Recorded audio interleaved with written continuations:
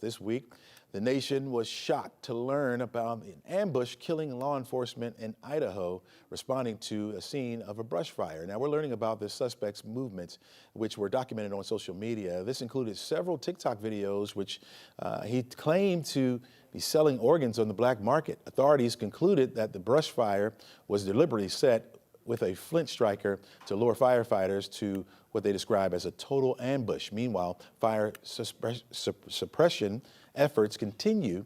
The blaze spread overnight around 26 acres before crews were established to contain the lines or contain that fire. First responders face so many uncertainties when they roll up on a scene that they are almost unprepared for what could happen. Here to offer some insight is Anaré Holmes. He is the Public Information Officer with the Atlanta Fire Rescue. Welcome to the show, my friend.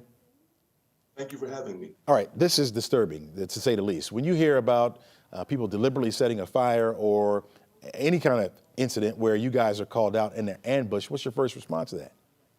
Well, I first want to say that we are holding up the families of Battalion Chiefs John Morrison and Frank Hardwood. And from what I understand, someone is fighting for their life right now, Engineer David Tinsdall. We are all part of the fire rescue family, and we affirm and pray for their support during this difficult time. So Your question. Go ahead. Go ahead. So what's your response to this? Like when you first hear about this happening, what's your response to it? Well, my initial response is scene size up will never be the same again in the fire service. Just like the Columbine massacre occurred, that kind of was a flashpoint with how security and how community engages with our public schools. This incident will probably most likely have repercussions with how we do our job across the nation as first responders and firefighters. Is there a way to prepare for this? Excuse me? Is there a way for you to prepare for this, for something like this to happen? I don't hear your question. I'm sorry. Okay. Is there a way for you guys to prepare for ambushes like this to happen? Do you guys prepare for that? Well, like I said, we talk about scene size up. Usually when the call comes in, that scene size up that basically gives us a lay of the land and tells us what we're working on begins with pre-incident planning, knowing your territory, knowing the kind of vulnerabilities in your territory, knowing the buildings and the situations like that. Scene size up now that we have to plan for someone to cause us harm. It used to be we just look for the burning fire or we look for the patient. Now we have got to be at the vigilant about the fact that there may be people out there that are looking to cause us harm. And that means we're looking for suspicious activity and things that just don't feel right when you get on the scene. I was going to say that, like you would typically go in and you see a fire, a building on fire, maybe wanting to assess who's in there, who you can rescue and bring out. And now you have to kind of look around you to see what's going on around you. Is that the protocol now for firefighters when they arrive on scenes?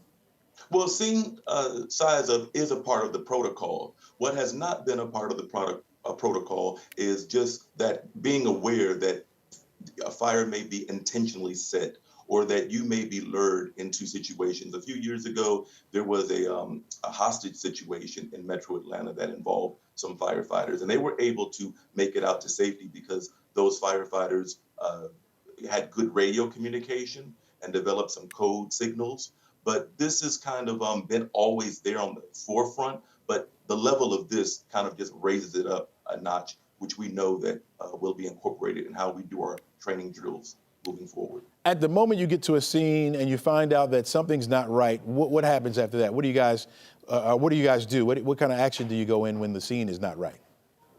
Well, you typically, because we don't go in the scene alone, we're in constant communication. The radios that we wear are our primary source of connection when we're on scene and when we're working hand signals of that nature. When you're working side by crews, you can, just like when we go into a building and there may be a soft patch in the floor that may indicate collapse. There are different signs that let us know when something is not quite right. The key in these situations is to follow your instincts, follow your gut. If it doesn't smell right, if it doesn't look right, don't just not pay attention to that. Yeah. Yeah. Yeah, obviously, there's some growing public appreciation for this. What kind of support do you think firefighters need all the time, not just in the aftermath of something like this, but what kind of support could we give you guys when you go on a scene like this? Well, what we'd like to always encourage people to understand is we are there to kind of bring order to chaos. Sometimes there's a lot of things that we have to do with crowd control and keeping people out of the area, or what we call the hot zone. So be respectful when we put caution tape and when we're working. Please give us time to mitigate the situation.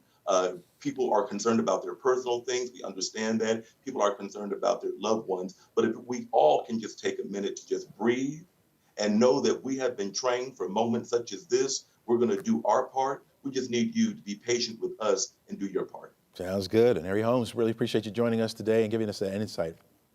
Thank you. All right, have a great day.